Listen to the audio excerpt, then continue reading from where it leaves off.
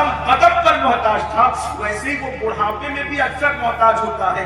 फर्क ये है हाथ बदल जाते हैं, फर्क ये है अंदाज बदल जाते हैं, फर्क ये है नाम बदल जाते हैं। पहले मोहताज था माँ बाप का, बाद में मोहताज होता है औलाद का, लेकिन मोहताजी तो होती है। अल्लाह अकबर, इंसान कितना मोहताज है, जरा तवज्जो से गुफ्तगू सुनना। अल्लाह अकबर, कितना घमंड करता है इंसान अपनी ताकत पर, कितना घमंड करता है इंसान अपनी कुव्वत पर, कितना घमंड करता है इंसान अपने बाजुओं की कुव्वत पर। लेकिन घमंड करने वालों, इंसान मोहताज कितना है।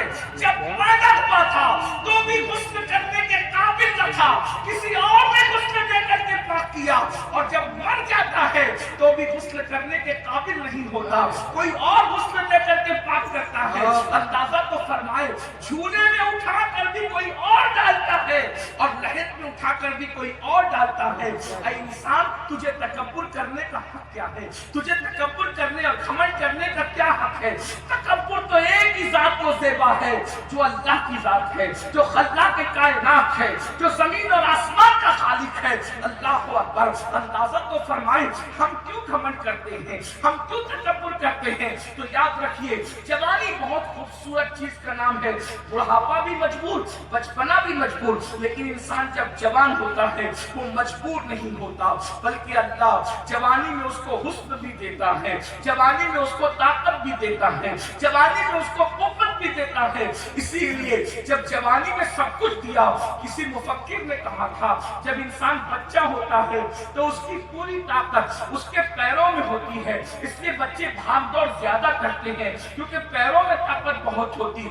जितना बच्चे भागते हैं, अगर हम भागते फिरे तो हम लोग सो न सके, लेकिन बच्चे बहुत तेजी से भागते हैं क्योंकि बचपने में पूरी ताकत अल्लाह पैरों में देता है और बुढ़ापे में पूरी ताकत अल्लाह ज़बान में समेट देता है।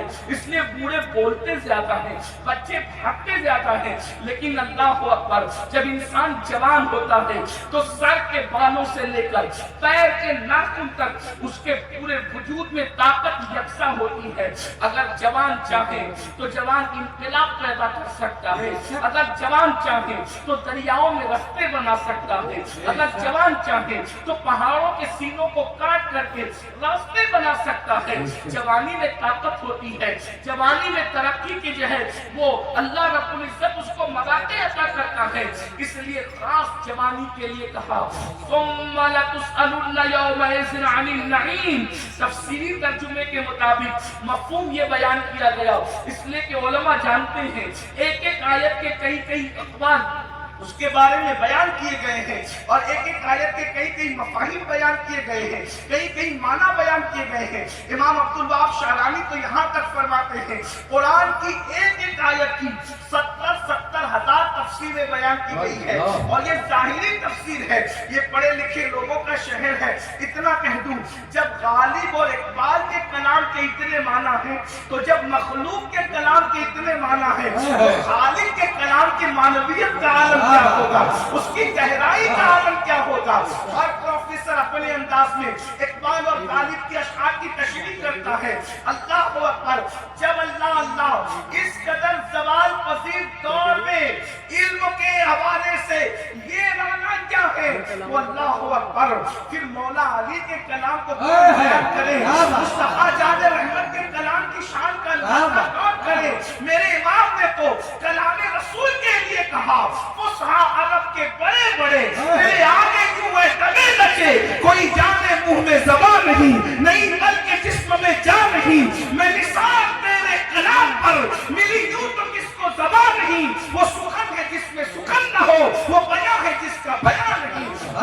नारे तकबीर, नारे रिसालत, अहले सुन्नत कॉन्फ्रेंस। जब मखलूक के कलाम की मानवियत का ये आलम है तो खालिक के कलाम की मानवियत का आलम क्या होगा। तो कुरान कहता है, सुम्मा लतुसअलुन्ना यौमइज़िन अनिन नईम, कि क़यामत के दिन अल्लाह तुमसे तुम्हारी जवानी के बारे में सवाल करेगा।